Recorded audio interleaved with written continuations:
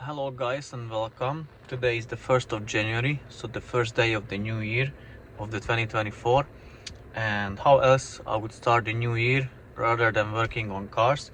So today I've done two cars, the BMW 1 Series and the Mazda 3 Series 2.2 Skyactiv diesel. So just briefly or short, let me tell you a few words about the BMW. The owner bought two used injectors. They were just removed from another car, but from the same model, same type, same engine, everything. So the first one was leaking, as you could see in the video, and then I swapped with the second one, and that was fine. Took it for a test drive, drives fine. So that's it. That's the BMW done. But now let's get back to the Mazda. So I just came back from a test drive. I've done 41 miles. The average consumption is 40 mpg at the moment, and a few things I want to mention. So what was done? The carbon cleaning was done on this particular model. It took me a bit more extra effort because it was very difficult for me to clean the valve seats. Well, so this is how the Mazda 3 2.2 Skyactiv diesel looks like after the carbon cleaning with walnut busting. Car had 90,000 miles on the clock. It was quite bad. I had to do extra mile or extra efforts because it was so difficult to clean them off, the valves. So I had to use the Mr. Muscle oven cleaner, let it there for 10 minutes and then hoovered it out, cleaned it again, and then the DPF cleaner fluid as well. Let it sit for like 10, 15, 20 minutes in the valves when they were closed, and removed it again with the hoover or the vacuum cleaner with the shop vac. And yeah, after I've done that, I cleaned the surface.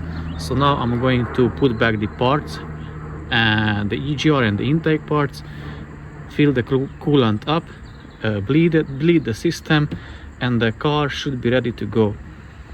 Because I don't know why, but it was so stubborn that carbon buildup on the valve seats. So yeah, it took me a bit more effort. I had to use an oven cleaner and the diesel DPF cleaner, the combination of two. So yeah, I've done that. Then as you see in the previous video which I done about this one, that it had that shutter around 3000 rpm when it was shifting. So I suspected the intake shutter valve, but I changed for the owner both the EGR valve and the intake shutter valve, and so far no fault code came back for that. So no same issues, same symptoms, nothing. So the car didn't shutter when changing gears. And now to the bad bits, or which may be the bad bits, or which may happen to the owner, or what I noticed. Like he had the P0401 fault code, which is because of the carbon buildup. So that won't come back, or shouldn't come back in my opinion, because the tube is clean. So I know what causing the problem, so that is rectified, that's fixed. But he had the P0101 fault code, which can be caused by the carbon buildup or the worn camshaft, which he may have. I'm not saying he has 100%, but he may have, as I checked the valve cover and the top where around the injectors, it is wet, so they are leaking. And also he's got a bad vacuum pump because the values are quite high. So the camshaft, the worn particles of the camshaft may have damaged the vacuum pump, and that's why it went bad, or it just went bad on its own, and that's it. So he doesn't have the worn camshaft, or he may have soft tappets. It has to be checked definitely, and once the valve cover will be off, he has to check, or someone, or me, doesn't matter, has to be checked if it's clean or not. If it's not, it has to be cleaned. And it is recommended once you do that to clean the oil pan as well, because the same like sludge can be down there and blocking the oil strainer. But I checked the oil pressure at idle when I came back from test drive. It was around 150 kPa. At 2000 rpm was 180, which is good, and 3500 rpm it was 380, which is still in the range, so it's not bad at the moment. So from that side he's okay. Also, let me talk about a bit about the DPFs and the regens. So the car was regenerating after I took it for a test drive. I think after 25 miles the car started to regen, and now let me tell you, let me switch the camera and show you how I know it that the car is regening. So you can know it from two things or two ways. So the MPG, when I was driving the car before the regen, it had 46-45 MPG average consumption, and it started to drop even though I was on the motorway highway. So that's one indication the car is doing the regen. So it went down till 37 MPG, and I done another 50 miles after the regen, so it went back nearly to 40.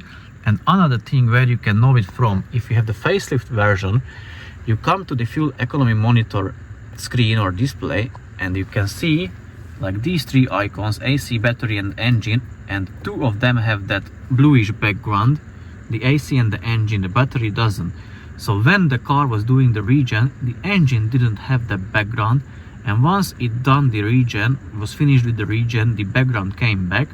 And also when the car is regening, and let's say you don't have that monitor or that menu point, also you can know it if you stop at the red light and the car, if you have the iStop, it doesn't stop, it doesn't turn off the engine. So from that you can know that the car is doing the regen. And now let me switch back the camera. And one more thing, the car had two another fault codes, the P0471 and the P2262, which indicates the faulty exhaust pressure sensor, which I think it will come back, or they will come back. During my test drive, no fault codes came back, nothing. So the car drove flawless, faultless. But I think those two will come back because the exhaust pressure sensor data or the values are below 100 kPa, and I can see that the sensor is the old one. So in my opinion, they will come back at some point of the time, or at some point of the life of the car. So yeah, they will come back. And there is another thing I want to talk about, which is like it's about cars, but it's more personal.